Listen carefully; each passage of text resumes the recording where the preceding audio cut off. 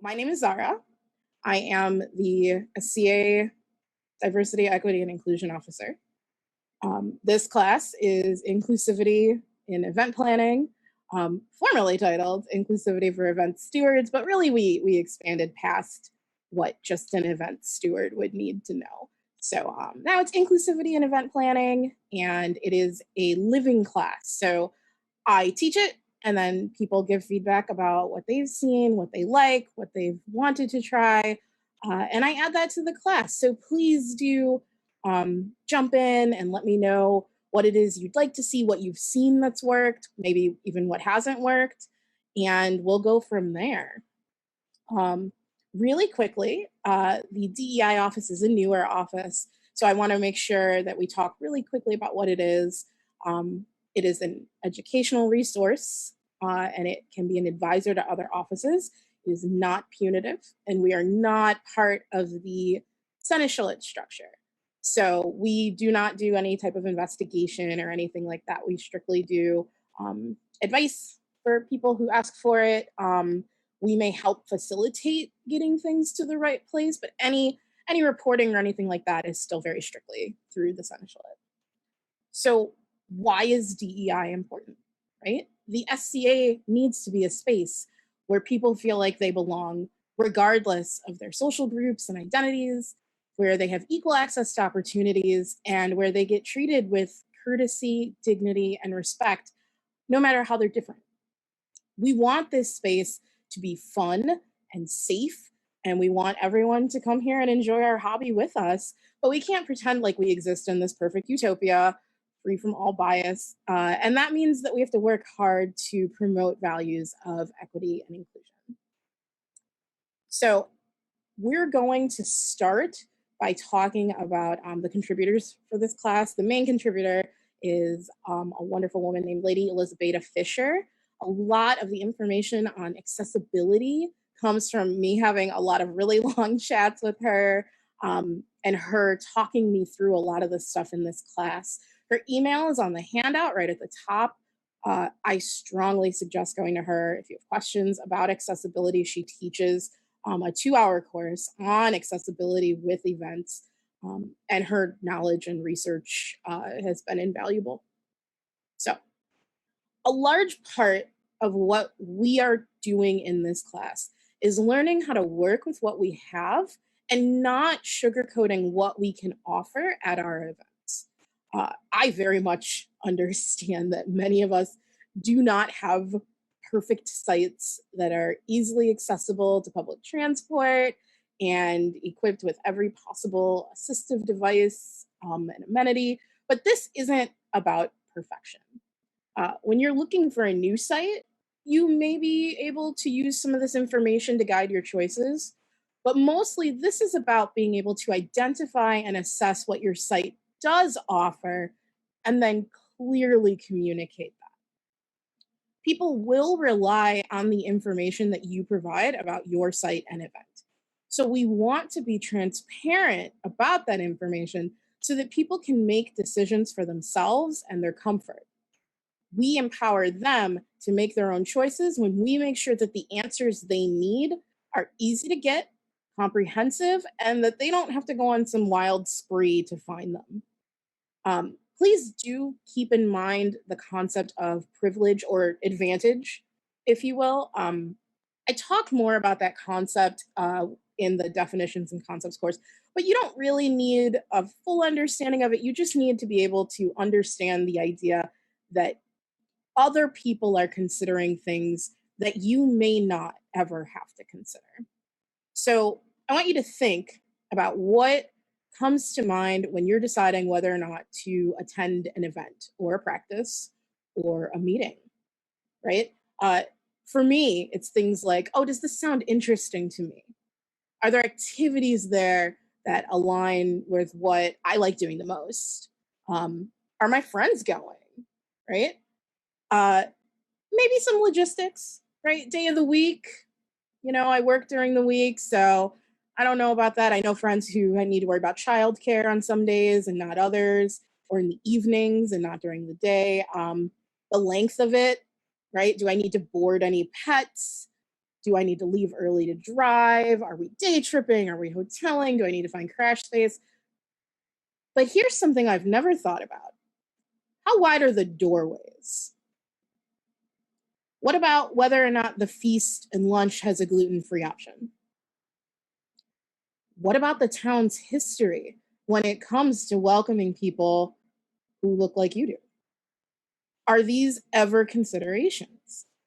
So there are things that guide other people's event choices that may have never occurred to you.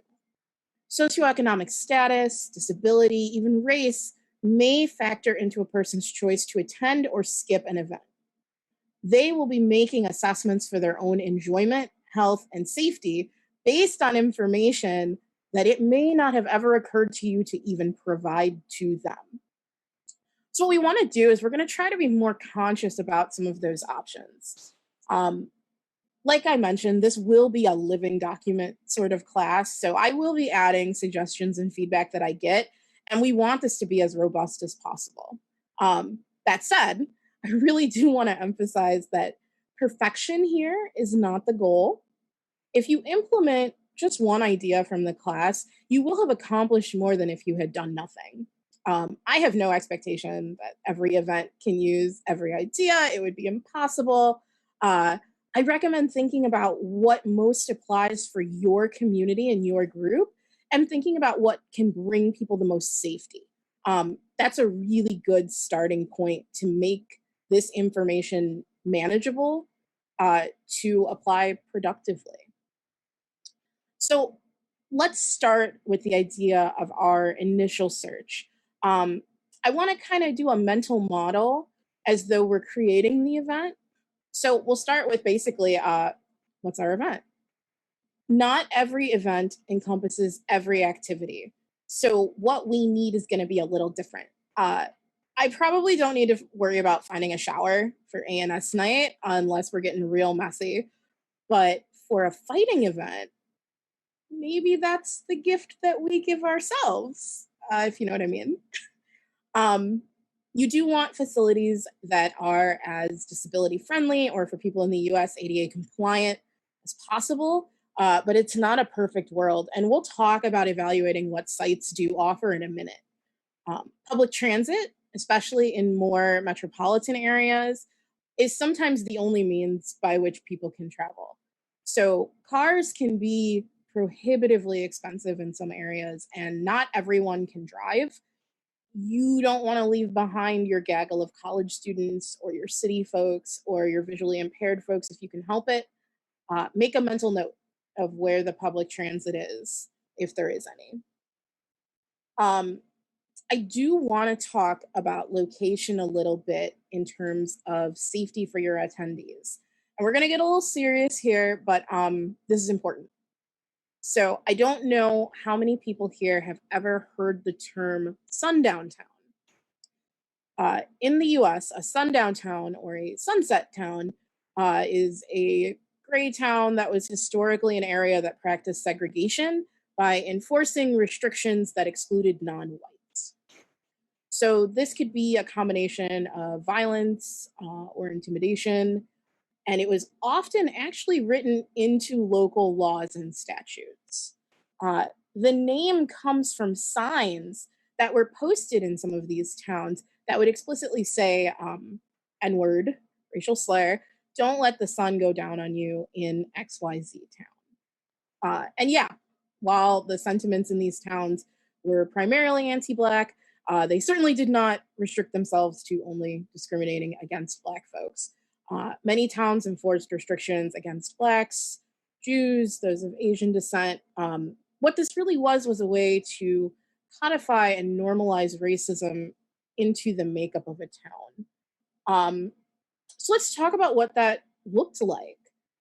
So if I, as a person of color, wanted to buy a house in a town like this, it wouldn't be allowed. If the law didn't explicitly disallow it, then realtors would just ignore me or tell me nothing was available when I tried to look. If I had children that I wanted to enroll in schools in the town, that wouldn't be allowed. Again, I would be told the class sizes are already too big, there's no room, etc. Um, Possibly most terrifying, if I stayed in the town past that dreaded sundown marker and began experiencing hostility from the residents, I could expect local law enforcement to look the other way. Um, and let me be clear, this is recent. There are towns in which the mentality of this is still very much existent because these laws were on the book as recently as the 70s. So the people who enforce these laws are still around. The people who grew up with these laws are still around. Culture does persist, even if actual laws may change.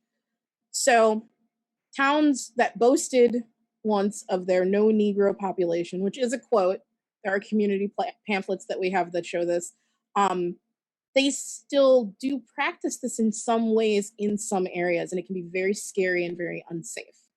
And I'll be honest with you, it doesn't get talked about very much. I do encourage you to look up more information on it. I encourage you to look up the different areas in which it happens. I encourage you to look up the Oregon exclusionary laws. There's a lot of places where this kind of segregation and racial discrimination was really baked into the makeup of areas, and sometimes it can persist. And I can do a whole class on that, right? It's not this one. The point that I'm making here is to reinforce the idea people are making evaluations for their safety and happiness in event attendance. And if we want to be inclusive, we need to try to make ourselves as aware as possible of some of those concepts that they're looking for. We want to identify where the pitfalls are so that we can hang a lantern on them and keep people informed so that they can make good, smart choices for themselves. So I know that's a lot.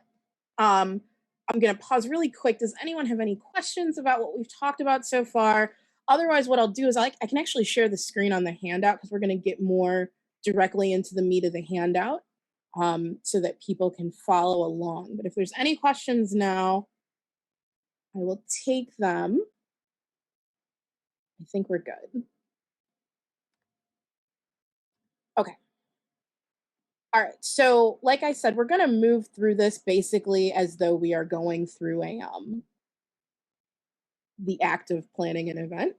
So the first thing we'll kind of do is go through the handout of the site and whatnot.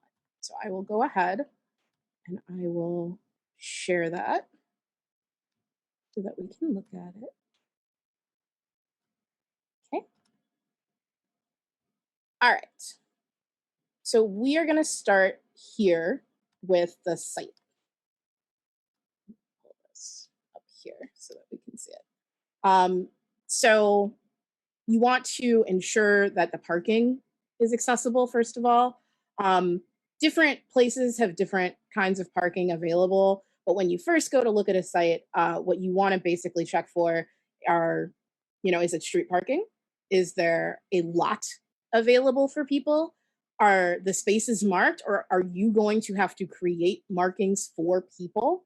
All of these are questions that need to be answered before you are able to adequately talk about the site. It's worth noting that the spaces that are marked for access or accessibility, they need to be not only closer, but also a little bit larger. This is to account for ramps or other devices. Try not to let people block these spaces. It seems really obvious, but in my experience, it does need to be said. It's possible that you're stuck with street parking. That's fine. Consider adding in an unloading area. This will allow people to potentially drive up, drop off their stuff, and then go find parking.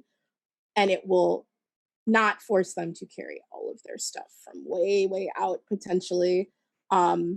Shuttles are also an option for people. So shuttles don't have to be official. Shuttles can absolutely just be an individual who volunteers to make trips from a certain time to a certain time in their personal vehicle.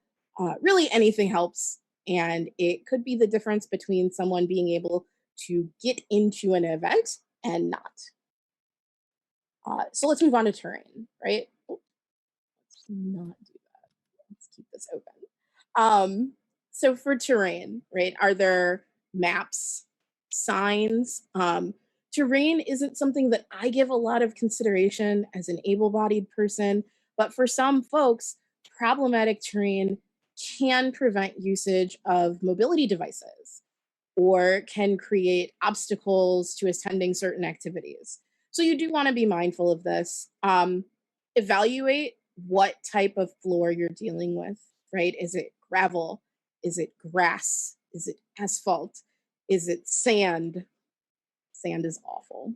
Is it some hellish combination of all of them? Let people know in advance if they're going to be restricted to one section of the event that has the flooring that they can handle. They need to know that before they get to the event. If you do have a shuttle or golf carts, be mindful of the location of the stops. And if there is a schedule, definitely make that available. Seating is great along pathways at those shuttle stops. A few benches can be a really welcome rest point for people with children or people who just need to take a quick break. And as an additional note, some mobility devices don't fit on all golf carts or shuttles.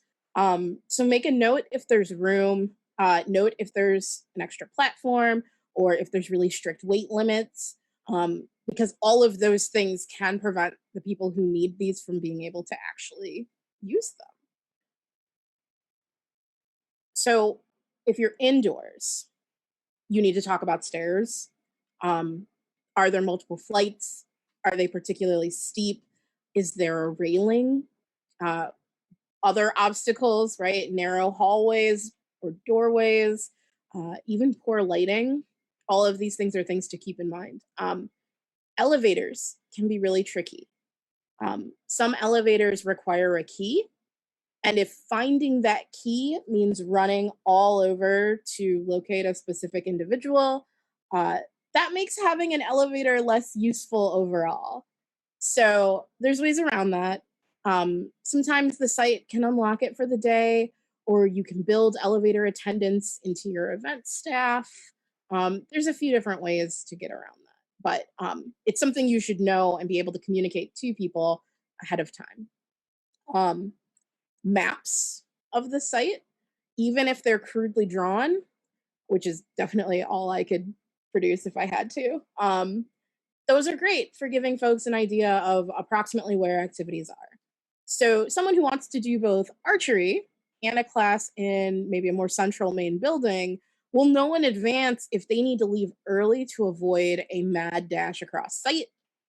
Signage on site also helps a lot. When you have limited movement or energy, the last thing that you want to do is trek across the entirety of the site only to learn that the activity that you wanted to do was back the way you came. So, terrain and site management here is going to be very, very big. Camping spaces. So, if there's camping at your event, be mindful of some of the common pitfalls that we see in the SCA. Something that folks really like to do is put all the period tents up front and all the mundane tents in the back, which, okay, like ambiance, that's fine. But as much as I love a good period setup, you want a section for people who need the proximity. People choose to use modern tents for accessibility and transportation concerns all the time. And small vehicles can't necessarily always handle a period setup.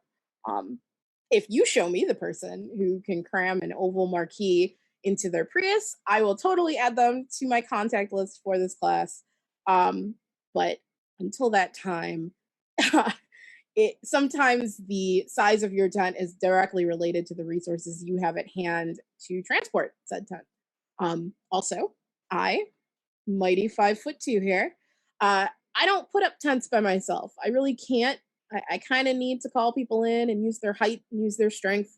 Other folks need to account for things like electrical devices for sleep, CPAPs, things like that. Make an accessible camping area that isn't located in the South Pole, right? Provide electrical access if you have it. Make sure that it's near to restroom facilities and parking, if at all possible. Um, Let folks know whether or not they'll be able to drive right up to the camp to set up, or whether they're responsible for schlepping stuff across a walkway or a long field or something like that. Um, and to that end, it can really help if you have a household or a group of able bodied folks who are interested to have a way to let people volunteer to help move things. That can let people who otherwise wouldn't be able to get their stuff set up by themselves get a little bit of extra help and move things. And it's also a good way for, said household or even like a set of champions or whatever to contribute to an event. Um, and we will touch on this more later, but for larger events, do try to ensure a neutral camping space for newcomers or just for people who are maybe coming in from out of the area, people who don't necessarily know a lot of people at that event. Not everyone is part of a larger household or group of people. And it can be really intimidating to figure out where to set up and where to go when you don't really know anyone. But we'll circle back to that when we get to newcomers. Okay, scroll. Okay, so we're still on the site. Restrooms, tremendously important. Note the locations clearly. Sorry about that. Pull that up. Make sure the stalls, if they are labeled as accessible, are truly accessible and not just slightly larger than the other stalls.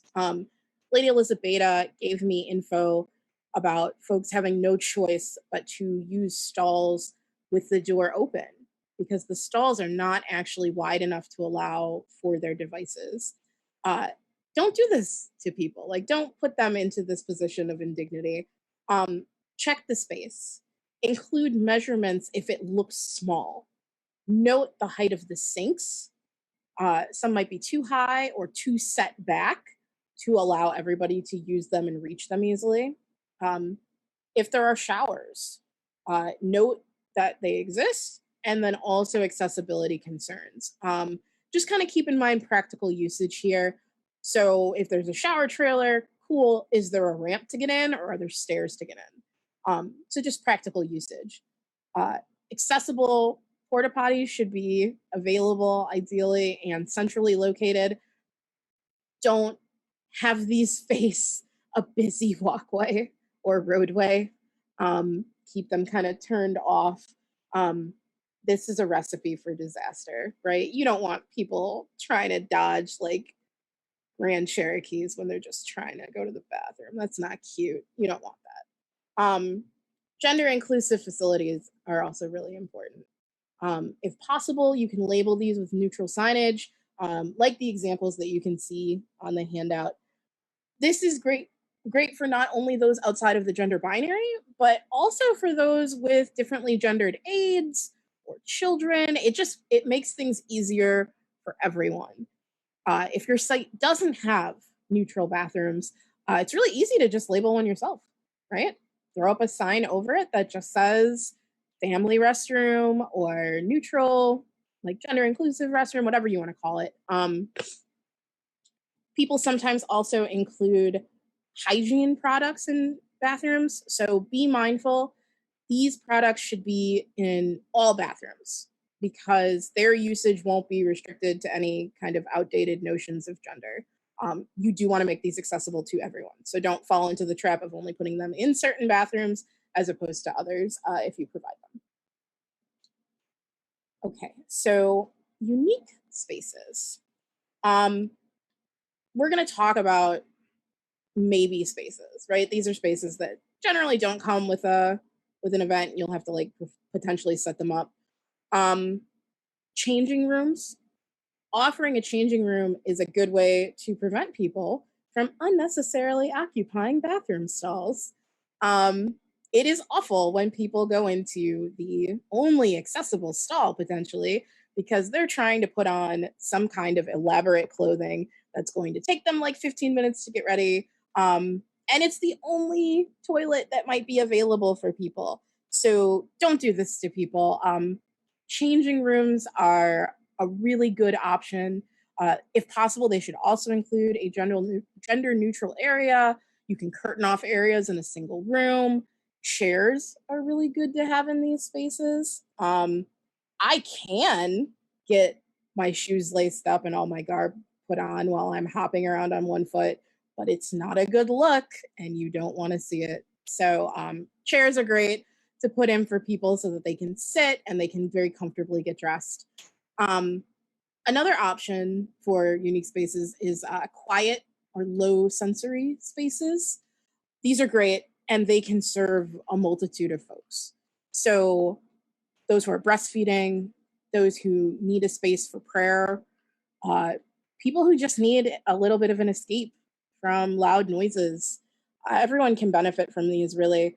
And these rooms can be stocked with items for comfort. So pillows, blankets, maybe some small snacks or water. Now, this isn't an optional area, but something to be aware of is the concept of areas of rescue assistance. So they might also be called areas of refuge.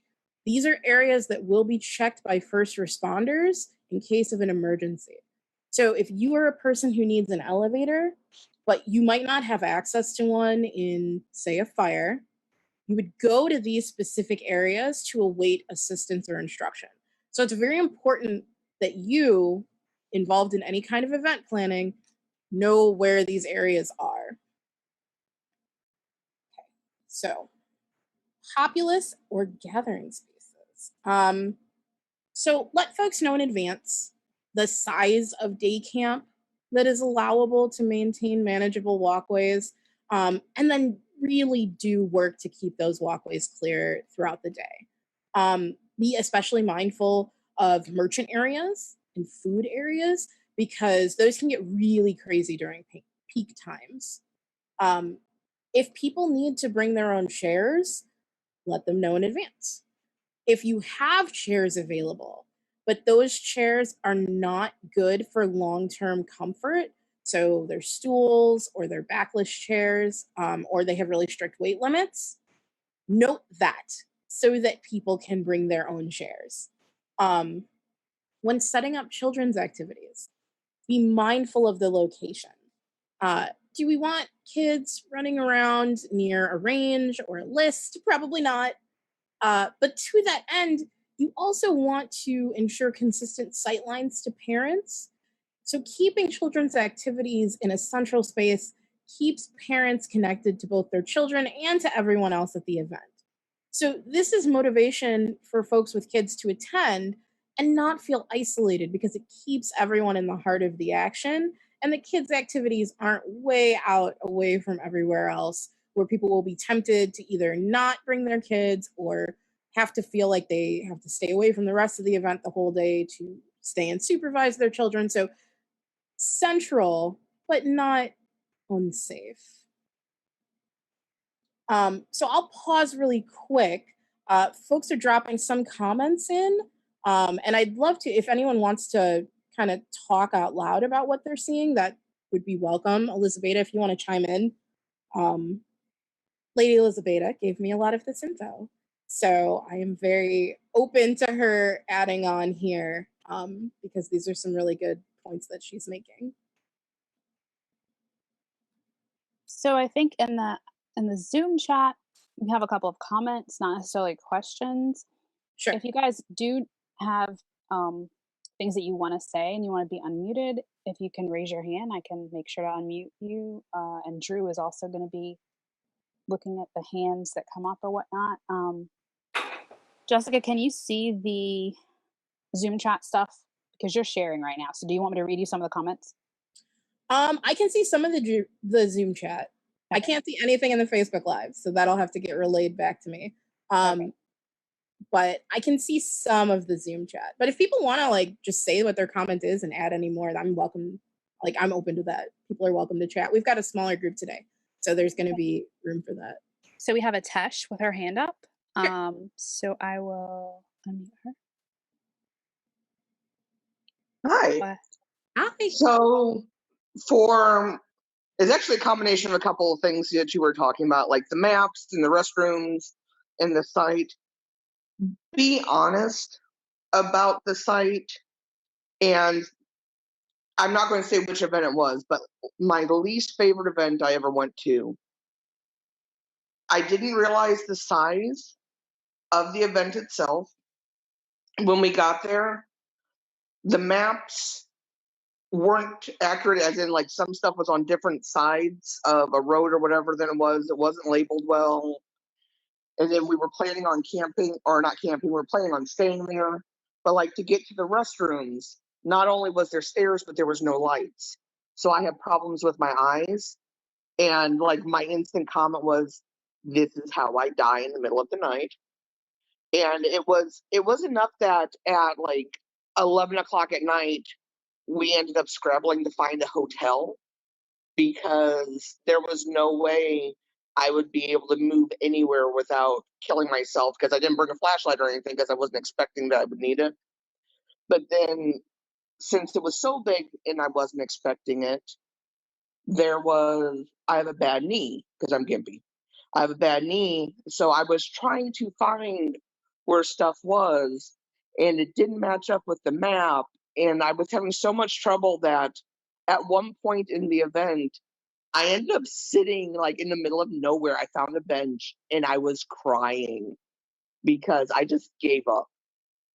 So, trying to be accurate, especially with the big sites, and try to really, really label stuff well on both the map and physically, because it might say, this is, classroom B. But if there's, like, three buildings in, like, a 10-acre slot and they don't match up with anything on the map, you can't figure out what they are. So, just kind of like an outlook, and especially if it is something with, like, outdoor restrooms. If there is a way to make a little bit of light near it, especially if there's stairs, that would be helpful for those of us who don't do well in the dark.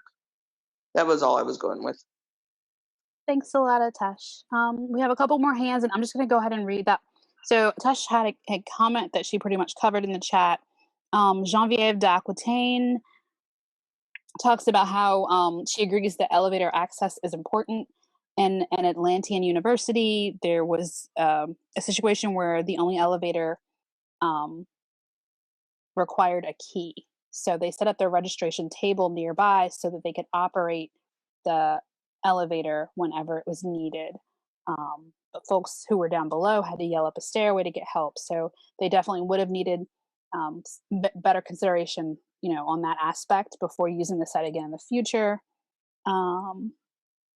Let's see. Drew piped in to say it suggested that the site is checked to see which way the doors open in classrooms, pathways, entryways, etc. And then Elizabeth Fisher wrote, and she actually has her hand up, and so does Genevieve. So Elizabeth and Genevieve have some comments in the chat, but since their hands are up, I'll let them relay theirs. So Elizabeth, I'll go ahead and unmute you, and then Genevieve, you'll be next.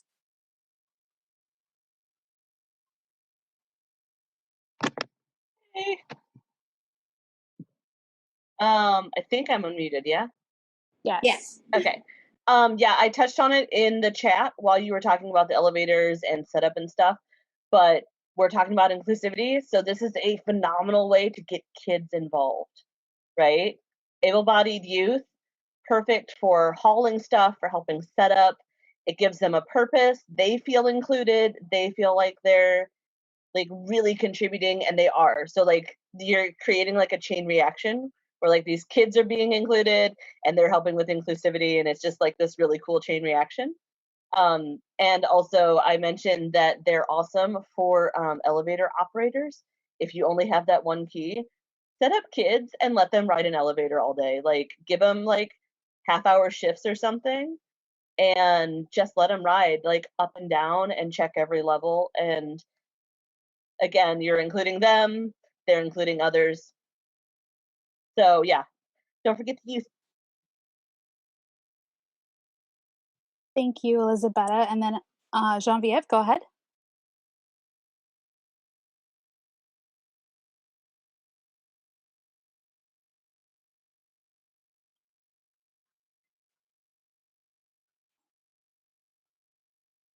You're muted, Genevieve. Oh, I'm not anymore. Thank you. There she goes. There was a fight.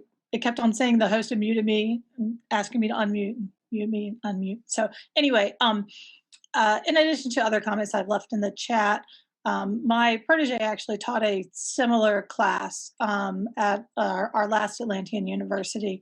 And one of the things that he brought up, going to the very first part of the site about parking, was that sometimes at events, we will mark the handicap spaces for, the king and queen or the prince and princess or the autocrat.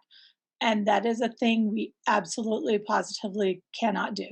We just need to not use, first of all, it's probably illegal, but I really don't know, but we can't use our handicap spots for dignitaries. That's mainly the one thing I wanted to add in. All right, thank you, Genevieve. And we have a comment from Karen Finkelman. Can any mention be made of picking dates or times for events to make them more accessible? As a religious Jew, my literal only consideration for attending an event is if it's on a Saturday or not. I think this falls under the category of inclusivity, since the number one reason I do not attend many events is that I'm simply unable to, since my religious needs are not often considered. Okay, so to really quickly go back through, yeah, it is super illegal to take accessible handicapped, as they're outdatedly called, spots and make them for in-game dignitaries or something like that. So no, it's that, you're right, it's super illegal. People should definitely not be doing it. And yeah, if people want to set aside other spots up front, they can absolutely do that. Please do not take what few spots exist and then make them specific to our in-game royalty. You can always create a crew as part of your event that will help royalty set up and get ready if you really want to do something special. And I'm sure that would be very welcome. As far as picking days and times for events, this is something that I've talked about a few different times with people. Because yeah, it is really challenging for people who can't do things on Saturdays.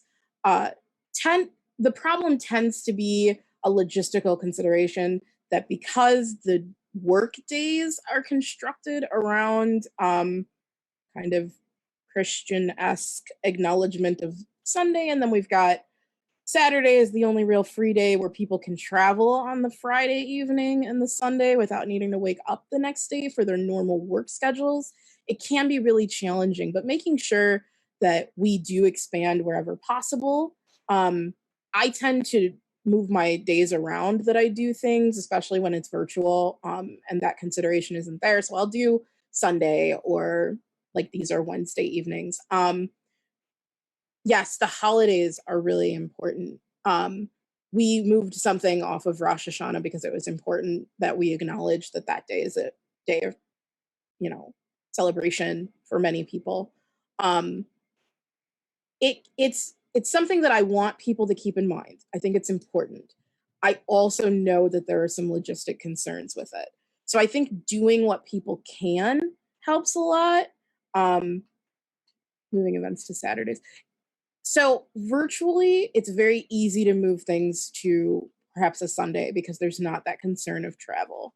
And I think we should absolutely do more in that vein. I think also there are some areas that will do kind of multiple day events, especially on long weekends. I know the Mid-Realm has a crown that is usually Saturday, Sunday, and you can do the ANS stuff is Saturday, and then the crown itself, the tournament, is Sunday, and that's useful. So it is something to consider, especially when it comes to truly trying to be inclusive and make sure everyone has the opportunity to go to things when they can, right? But I really understand the frustration with that. I think if people have any thoughts about ways to better expand that, I would happily add that into the content of this course because it is important and I would like to talk more about it. I just personally don't have a lot of suggestions when people tend to come back and say, that's the only day I can do it. I have to travel the day before and the day after. So I'm open to that. And I do want to challenge people to think about ways that can be accommodated because it's important. Okay, so we have a comment from Elizabetta that she would love to see an article or class on these important dates. It's hard to know all or understand their importance if you're not that religion, but I would certainly learn to love more. So it sounds like she's echoing what Jessica is saying. I had my hand up, and I wanted to just kind of express that one thing that has worked for me in my kingdom, because I'm part of a religious organization that celebrates certain holidays that we consider important on non-usual Christian holiday days, right? Is just to talk to my kingdom seneschal and say, hey, do you know about this? Do you understand that there are 4 of us in this kingdom? Just because maybe they never really gave it a second thought and had no idea that there were 4 people in kingdom that were being kind of negatively impacted. And so when I did that, that particular kingdom seneschal began to talk to event stewards when the bids came in to let them know, hey, if this can be taken into consideration, that would be great. So I think one of the things that could happen is that we could ask event stewards to start, having a calendar of Jewish holidays, and then trying to figure out who in their kingdom may be of that religion. Like if you have like 10 people, hey, that's something you need to consider. Talk to them. Have a dialogue back and forth and say, hey, what would work for you guys? What would be the best? What would you like to see? And getting that input from those particular people, I think would really help. Just like me giving my kingdom seneschal input on my particular needs helped, because I don't think she would have realized it. I don't proselytize or anything, so she was not aware of my needs. And so I think the person who had their hand up right when I started talking is Perez Ben Mayor Gershom. And so go ahead. I'm going to click unmute. Hopefully we won't have a fight. Can you? Yeah, there we go. So go ahead and Everybody hear me? Yes. Yes. So just to the question of ways to go about trying to figure out whether it's date equity, Saturday versus Sunday kind of thing. Because in other orgs that I've been a part of, there are certain areas, and this is one of them, where it becomes impossible to accommodate everybody simultaneously. So the next best solution is try to accommodate at different times overall. So I think for that kind of an issue, the best approach is where there's the volunteer power to do so, audit on the kingdom level, on the regional level, on the local level, the events that you're putting on, and see what is the balance of what falls, for example, between Saturday and Sunday. And there might be other kinds of things that this is useful for as well, but that gives you at least a metric and a toolkit to start to make adjustments and to think more mindfully. And that way you can very easily see, okay, we've got 80% of our events scheduled Saturdays and only 20% on Sundays. This is our population. What do we need to do to make that adjustment? Because I think as you say, individual events, there's always going to be those restrictions, but being able to see things in the aggregate paints a different view and really lets you make some more informed decisions about those things, whereas getting too granular on individual event, you may lose that. Yeah. Thanks, No, Perez. that's a really I'll good give the floor to Jessica, and then I'll read some of the comments after she responds to you. I'll take it. No, that's a really good idea. To actually sit and look at the events and how they're spread out. I think also the note about, and I'm sorry, I'm jumping ahead of you, Gigi. The note about checking for unfamiliar holidays is a great idea. Making sure that major celebrations are noted. I know a little bit more about the Jewish holidays because my fiance is Israeli and Jewish, so he tells me. But there are many things that I just am not familiar with because I'm not particularly religious. And so being able to have an area where I can kind of look more into that and consider that when I'm planning events or planning even virtual events, I think that's a really good idea. So doing an audit of kind of where you're at, whether you're serving your group, and what you can do would be important. Something else that might be a thought is ensuring that you do things that are not the major events. So, I mean, have a small feast with your group during the week. You can totally do that. You can schedule, ANS nights or different fighter practices. There are a lot of things that we do as a society and as an organization that don't have to be the huge planned event. There are many different ways to allow people the opportunity to engage. So I think that would be also ways to give people the opportunity to play while still respecting their religious needs. Okay, I'm going to stop. I'm going to let Gigi read me anything I missed. I think you covered it. Let's see. Let me scroll back up. You saw Elizabetta's. Google is your friend for unfamiliar holidays. Comment from Facebook from Nikki Dobson. Picnics, tournaments, and fighter practices, they try to run on Sundays. ANS nights are Mondays. A lot of feasts end up on Saturdays, and she's in LACAC. Thank you for dialing in. I can't even imagine what time it is there at this point. Let's see. Perez also put in a link to diversity best practices. It's apparently a calendar that has a multitude of holidays that you might want to take into consideration when you're planning. So thank you for that. That's a great link for everyone to save. So look in the chat for that link. Awesome. Thank you so much. Yeah, I'm also going to save that link. As a matter of fact, thank you for that. That's really useful. All right, I think we're good. So we're going to keep moving forward, and I will share. And I even actually have this pulled up now. So I'll share this. Cool. So we're on GATE. So let me make this slightly smaller for myself so that I can see the rest of my screen as well. So GATE, we've done our general site walkthrough, and we've covered kind of the ins and outs of the different areas of the site prior to the event. So I want to chat about specifics during the event. GATE is the first place that most folks will see. It also tends to default to the informational area for many people. So make sure that you're setting up your GATE staff for success by giving them the info that they need to direct people around to various activities. GATE is frequently just like in a hallway or another small space in buildings, but please be mindful because this can really affect folks with mobility devices. So keeping seats for people who might not be able to stand for long periods of time is really useful. Offering pre-registration is a great way to speed along that process and prevent the big long lines in the immediate hallway that everyone has to push their way through.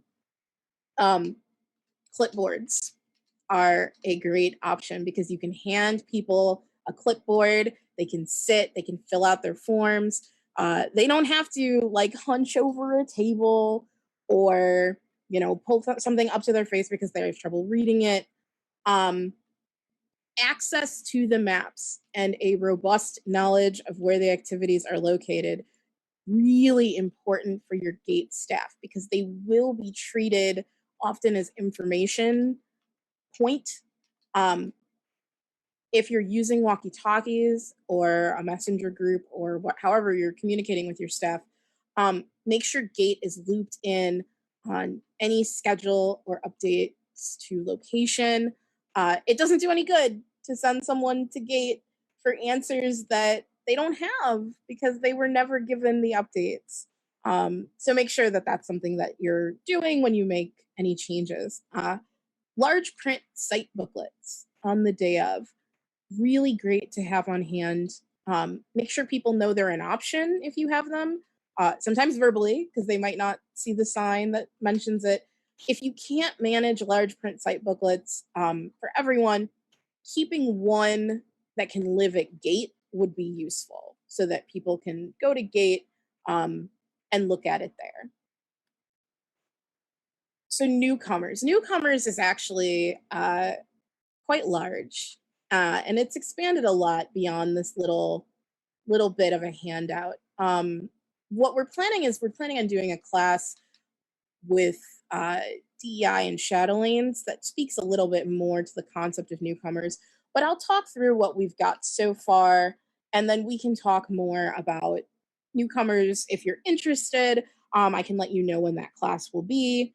And yeah, we can go through that there. But for now, let's talk about it within the context of this class. So newcomers are, quite frankly, our bread and butter. We want everyone to feel welcome, but what we do in the SCA can be tremendously overwhelming. So offering something like Newcomers Point or a similar area or program where folks can go to ask questions and learn more about the SCA, really great. You generally want this area readily visible from gate, and make sure that you're staffing it with people that are friendly and knowledgeable. At larger events, you can potentially expand this to include sort of ambassadors for the different activities. So a person who is dedicated to explaining that activity to newcomers, they know in advance that people are going to be sending people to them. Maybe you can give them like a little token to wear with the shadow lane symbol or something like that. Something that lets people know, hey, if you're interested in archery and you have no idea where to start, go here, find this person, they know you're coming, and they'll help you. It can be really helpful for people to have a set point or a set person that they know is expecting them, so that they don't feel like they're bothering people, or that they don't feel uncomfortable going up to people they don't know and just asking for help. And we will talk more about that as well when we talk about staff a little bit more for your events. As far as the website, these people and these ambassadors for Newcomers Point, if they're available in advance of the event, you can avoid putting people on the spot or overwhelming them at the event itself. So they can voice any concerns or ask any questions that they might have in private. So it's helpful to have that available ahead of time. Do be realistic about what we can offer folks. I've had a couple different groups ask me about whether or not they should keep bilingual pamphlets about the SCA at their demo or at Information Point. At first, kind of thought this does seem like a really good idea, but is that reflective of the membership of your local group? So if we provide a pamphlet in Spanish, can someone attend an event or practice and see that kind of multiculturalism reflected there? If not, then we're advertising something that we can't really offer to them. So do be realistic. Gold key or loaner garb, make sure it is robust, make sure it includes a variety of sizes, potentially, if possible, across different persona locations and different time periods. Gold key can sometimes end up filled with cast-offs, but it's to your benefit to maintain one that is full of clothes that people actually want to wear and that they feel confident and comfortable and attractive in. I love my garb because it's flattering to my body. And let's be honest, looking good is a huge part of the SCA for a lot of people. So if you can draw people in on that premise right off the bat at their very first event, you are on the right track. Loaner feast gear or even a set of disposables is also a really good option for newcomers. They might not know that you bring your own gear, and not every group is equipped to absorb that burden on their group's feast supplies. So you can ask people if they're staying for feast more discreetly in case they didn't know that they would need the gear when they paid for feast. You can keep either a set of loaner, like I mentioned, or they do have these bamboo look disposables. Actually, I think they are actually made of bamboo, and they look very period, right? They're wood, so they look great. They're not insanely expensive. They're a really good option in case you need to give someone feast gear so that they can enjoy feast with everyone else. Furthermore, newcomer tables are always really good. Sometimes people will have feast signups where there's just a bunch of tables and you write your name in where you want to go. But if you don't know anyone, that can be challenging. So noting that one of the tables will have a couple people that volunteer to kind of chat about what the SCA is, answer any questions that the person might have after their day, and just a few friendly faces for newcomers to go to. That's a good option. Finally, what you want to make sure you're doing is giving people the basics on what to expect from the SCA without overwhelming them, right? We are a society of traditions, and it takes months to really learn everything. Think about how overwhelming it would be to walk into our particular brand of etiquette and rules with titles and modes of address and sumptuary laws and authorizations and all these things. We definitely shouldn't be holding our newcomers to such insane standards, but we do want to make the information available if they want it. And that part really is key. So don't just kind of give people this deluge of terms and rules while they're still trying to really figure out how to have fun with us. Be gentle and make sure that they know how to find the information if they want it. At my second event, there was a knighting, and one of my friends actually leaned over to me midway through and was like, "He's going to slap him. Don't be alarmed. It's planned." And I went, "Huh?" And I looked, and the guy got slapped, and I was like, "Oh." And it was really helpful to have her there muttering about what was going to happen next, because there are definitely circumstances in which I would have been like, "Oh my God, are they going to slap me? I don't want to get slapped. Like, this is not what I came here for." And it could be more severely detrimental than just that. So some of our traditions, some of our things, it's really useful to just kind of make the information available so that people can enjoy them without being confused or being concerned while the things are happening. Sometimes people do still have that dedicated area for newcomers in court, and that's another option, right? You can set up an area a little bit off to the side so people can kind of whisper back and forth without disturbing things.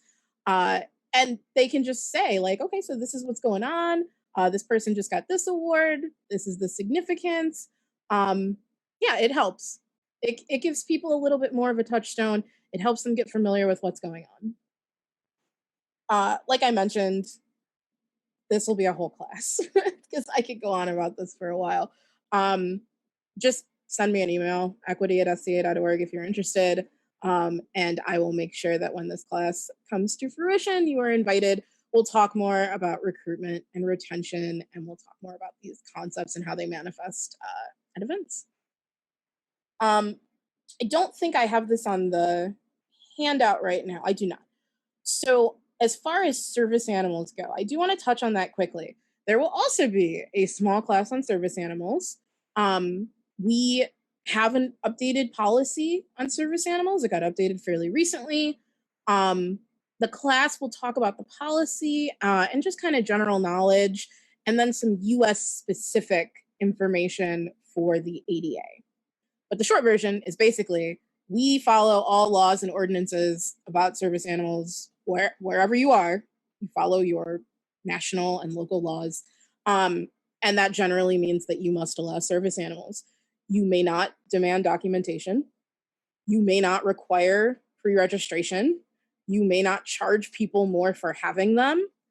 In the US, you are limited by the ADA as to what questions you are allowed to ask the handler of service animals. And please do be mindful that service animals are considered medical equipment in the US. So the laws are constructed around the rights of the handler and not the rights of the animal. So that's really important. Like I said, there'll be a class. We will talk about this. We'll talk about what service animals are versus emotional support animals, accountability and responsibility, and lawful interaction with handlers of service animals. So if you want more information, again, email me, equity@sca.org. And that policy is now approved and part of our, oh, can somebody post the handout really quickly? That would be awesome. Yeah, so the policy is approved and available for everyone. I know we're not necessarily having events across a lot of the SCA right now, but once things kind of kick back into gear, that's what you'll be abiding by. All right, so website advertising. Leading up to the event, your website is a great platform for disseminating information and managing expectations. Keep in mind that if you do a Facebook event and a website, they'll need to be updated simultaneously. So people who check through Facebook are getting the same exact information as people who are just directly going to the website, because as much as Facebook has become kind of ubiquitous, not everyone uses it. I'm a really big fan of social media, so I do recommend looping in your social media officer to help you when you're planning your event. They can help give people info, they can help generate buzz, just generally really useful. Your accessibility info should be somewhere on your site. I highly recommend including an accessibility officer for larger events who can do the site walkthrough, who can take questions from folks ahead of time, who will be there on the day of, which is really important. I have seen people include their accessibility officer who was not planning on coming to the event until midway through the day. That is useful. They will need to be accessible ahead of time and on the day. I've attached more information that could be included on the handout, but for anyone who's not currently staring at it,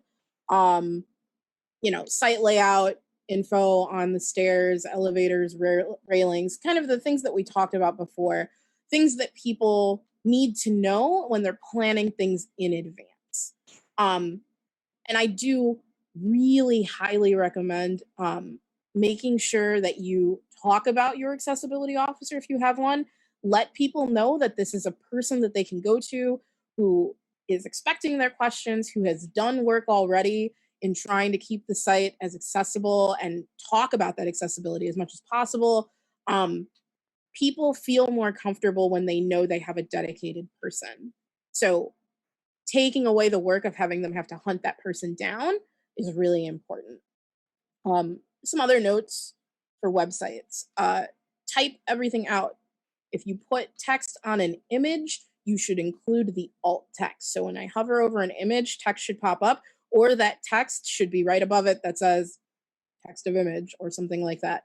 Folks using text to voice programs will not be able to read embedded text on images. So again, if you hover over it and it pops up, you've done it right. But if you have a list of rules on a graphic and you don't put them anywhere else, there are people who are never going to know what they say. Keep your font choices and your colors in mind. Certain fonts are easier to read than others. I know that we're super into the medieval script, and maybe that makes like a fun title, but be careful. Make sure that people can actually read the font that you've chosen. The Middle Kingdom colors are red and green. Please do not put red text on a bright green background and expect people to be able to read it. It is a nightmare. So don't do that. Make thoughtful choices about the text. Check if you can to see what it looks like on both desktop and mobile devices. Some people only have the one and they don't have the ability to go, oh, it's not working here, I'll go check there. So just double check, make sure that you're good across a variety of platforms. Choose your language carefully. It's very easy to use something more inclusive like good gentles all or nobility of the kingdom, rather than something like lords and ladies. Small choices can make a gathering feel more inclusive and be more comfortable for everyone. So really be mindful of that. Another option for your website / Facebook, carpooling and crash space, which I know is going to look very, very different post-pandemic. but it can be a plus for people who need the assistance in getting somewhere. They want a travel buddy. They don't want to hotel it. Again, it's going to look a little bit different, but if you can plan a program like that, as far as getting one person to kind of help connect people, let them figure out all the details on their own, but connecting people to one another is something that you can offer through your staff, have a coordinator, and then just include their information somewhere on the website. And you can potentially widen your attendance viability by a large amount. I mentioned before, accessibility coordinators will take the strain off of your event steward or just general staff for bigger events. Dedicated contact person can anticipate needs. And so it won't always be someone reaching out to say, I need this again, I need this again, I need this again. It's someone who will say, like, okay, well, I know that our area tends to need this kind of accessibility concern, so we're going to do this. We're going to include this automatically. And yeah, make sure they're at the event. I have actually in my notes twice about the person who went back and forth with arrangements for someone and then wasn't planning on arriving until mid-afternoon on the day of. So, and I should have scrolled down, but I'm sorry. You all have the handout. So down to court. So for a couple of reigns, my kingdom had been putting out a court summons. Other kingdoms have done this. Different people have done this in different ways. But basically, it is a list of your presence is requested at this court, or their majesties would like to request the presence of so-and-so at this court. It doesn't necessarily give away too much info. Sometimes it's just because they want you there so that you can speak to something, or they want you there because they want to give you an award or even just congratulate you on something in a non-award oriented way. But it's really useful for people who have some level of anxiety about the surprise that comes with being called up in court. And it also really cuts down on people missing their own awards. A lot of people were really happy with it when we were doing it. A lot of this is geared towards when we get back to in-person events. But sometimes you do get awards in areas that are not necessarily your local region, and you might not know to be there. You might not, or you might want to see someone else get a certain award or something. So it can be really useful. It's nice also to share the information about if you want forewarning before awards, or if you want to share your specific titles or pronouns, having a medium to do that can be really useful. Some people have it built into the OP in their kingdom where they can actually put, my title is Lord or Lady or Armiger, and my pronouns are they, them, or whatever they are. This is really useful for a lot of people. Persona pronouns may not match modern pronouns, and what you assume someone's pronouns are may not be correct. I know that a lot of kingdoms have wikis, and that's a great starting point for folks to consult when they write someone in for a scroll. This is really useful for a variety of things, right? Like we talked about anxiety, we talked about pronouns. What about pronunciation? Some names can be a little bit more challenging or outside of what we expect as far as pronunciation. It can be useful for scribes to be able to go to and learn a little bit about the person so that they can personalize scrolls. Like I mentioned, heralds with pronunciation and having a little bit of knowledge about where the name comes from. It's just good to have a repository for people to put individual preferences so that we can tailor their court experience for their comfort. So as far as the court environment, if it's outdoors, especially, walk the pathways that you're going to have people walk. If there's a huge divot or something like that, you will find out by stepping in it. If it's particularly muddy, you will know if you walk through, and you can potentially move court or route pathways around that. Keeping seating up towards the front open so that people who need to be closer for visual or auditory reasons can occupy those seats is a great idea. Making sure that people who are chatty and talkative move towards the back where they're not going to be disturbing things as much is a good idea.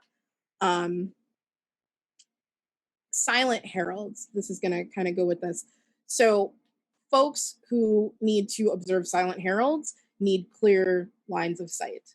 So make sure that you are providing a space for them to sit in court and still be able to see the silent herald, and provide a space for the silent herald to be where they will be able to clearly hear everything that's going on, and they have a clear position to be able to see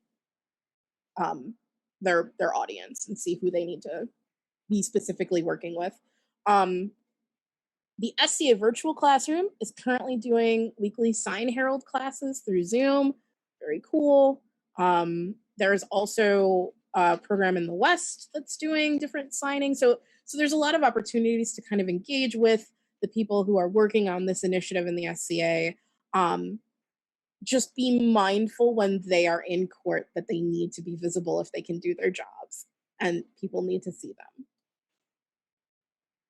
Okay. And then we've got Feast. Okay, so Feast, publish the information ahead of time. I can't go through that enough. Note common allergies and sensitivities, but also publish the full recipe if at all possible. People can have some really unique but debilitating reactions to food. And again, I cannot stress this enough, stick to your published menu. Do not decide on the day of that this dish would taste better with onions instead of carrots. You will get people sick. People are absolutely depending on the information that you provide to avoid certain dishes, or whether or not they can even attend the feast at all. I am working on a class on this, to the surprise of no one, because that's like the third time I've talked about it. And we'll talk about some strategies for dishes that serve well across multiple special diets, strategies for prepping food safely. This is all coming from Cooking Laurels, not me. I like to cook, but I am not the expert here. So make sure your contact info for your feast steward is available so that people can reach out to them with questions ahead of time.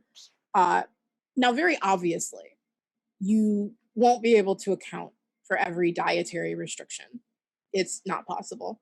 The best thing to do in these cases is include an off-board seating option where people have the choice of bringing their own food. This can allow people to stay and participate in any feast entertainment or atmosphere without necessarily having to worry about whether or not they can eat the food without ending up in the hospital.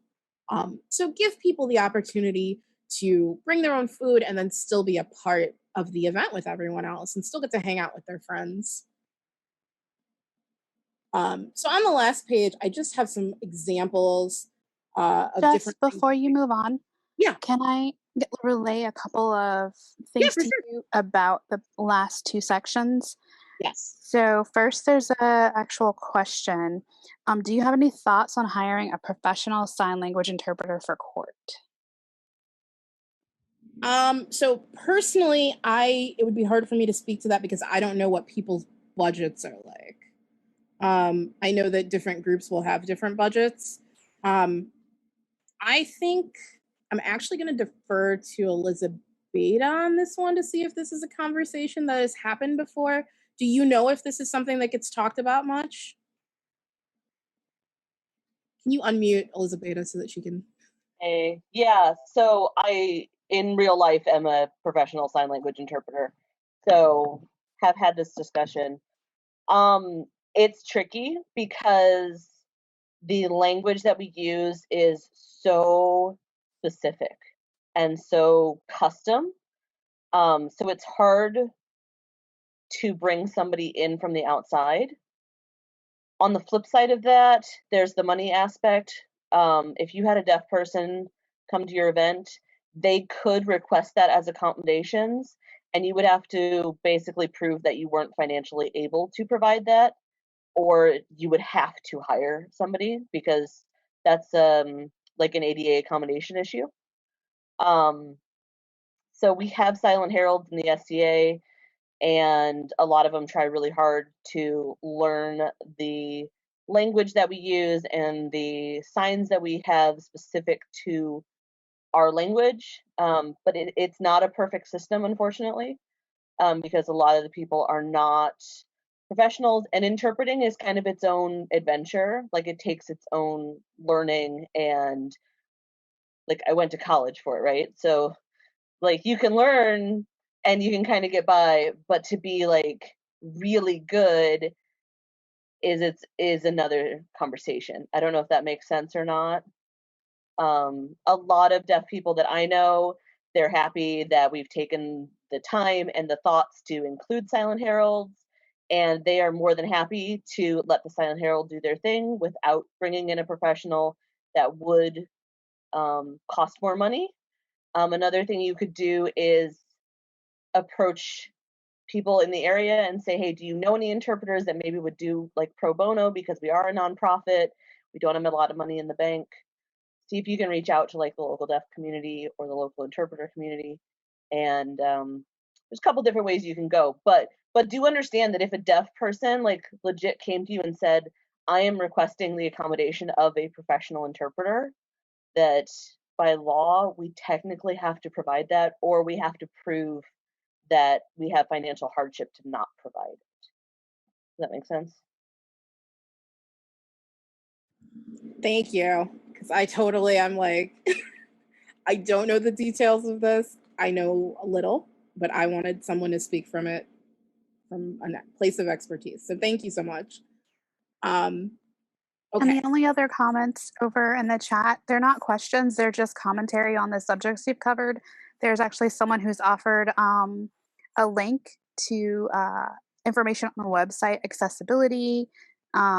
There's discussion on, anxiety in court and having that summons being, a good thing for those who suffer from anxiety. I can't agree to that as someone who actually deals with generalized anxiety disorder. And then there's some comments on when you're thinking about kosher, know that there's a difference between kosher recipes versus kosher prep or a kosher kitchen. Yeah. So feel free to go and just peruse the comments. They're just suggestions and kind of commentary, not really any questions, but there may be some helpful information for our attendees over there. So please make sure to peruse that before you sign off. Yes, and please, if you put a comment into the chat and you want to say it out loud as well, please do raise your hand. Like I said, this is a living course, so I do add in suggestions that people make, and we talk about them whenever we teach it. So please do raise your hand in Zoom, the raise hand function, not just like raise your hand because I can't see everyone. But yeah, if you would like to speak to it, or you can just type like, yes, I would like to speak to this, and we will add you to the list of people to talk.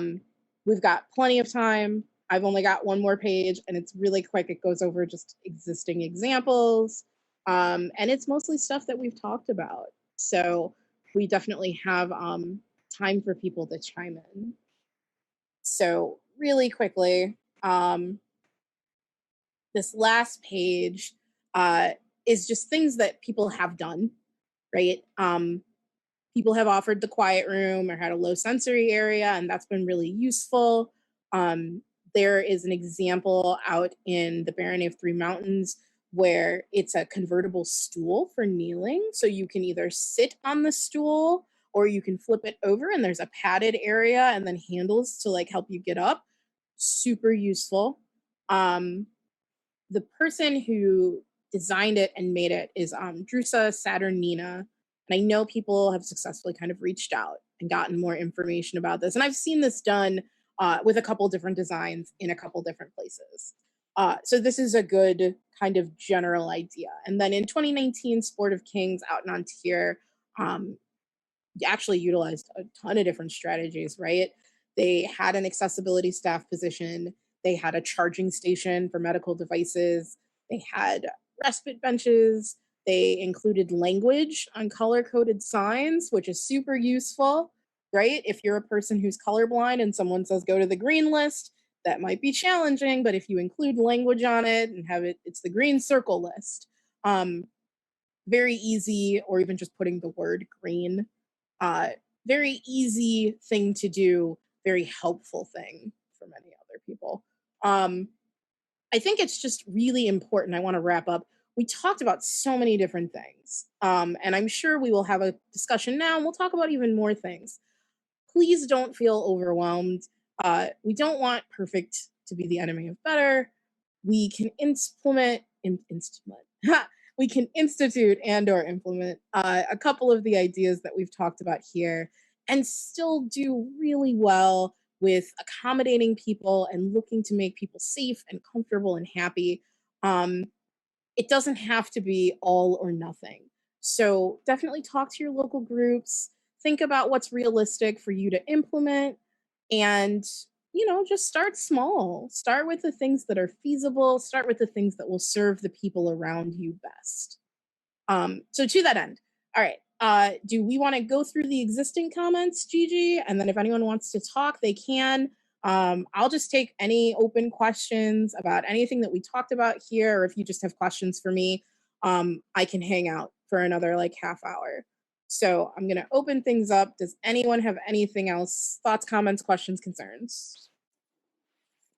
While we're waiting for people to raise their hands if they want to, I'll just kind of go over what some of the commentary was.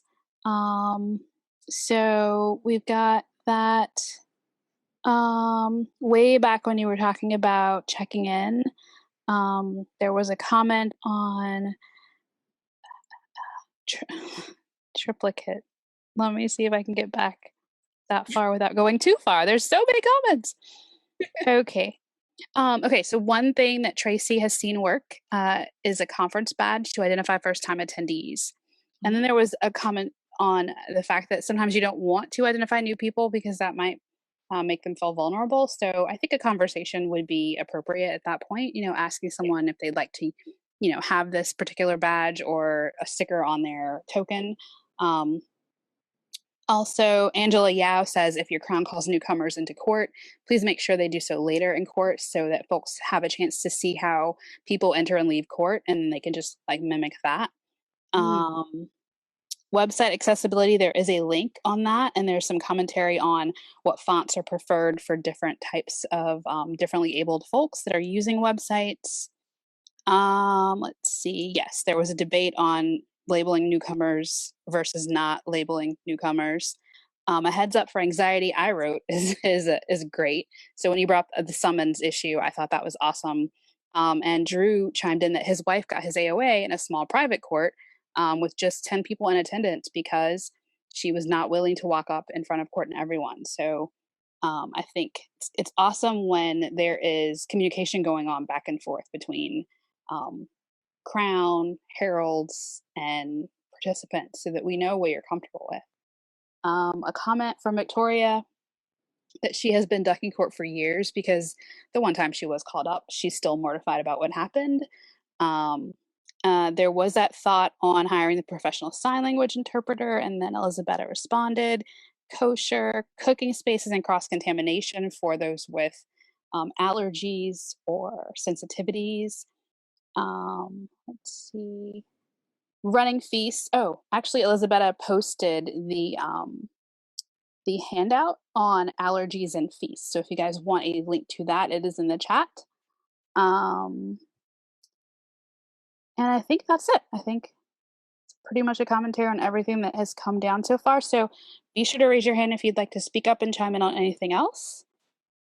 And if I missed your question or your comment and you'd like me to read it, just let me know. Just chime in the chat. Awesome. Thank you so much. It sounds like there's a lot of really good resources in the chat. So I will definitely be taking a look, but I really recommend everyone take a look. And thank you to everyone who posted them, because this is super useful. And this is exactly kind of how we can collaboratively make all of our events better.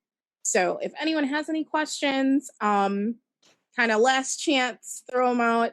Otherwise, we are finished. So thank you so much. I really appreciate everyone for coming and for listening and participating and sharing your experiences.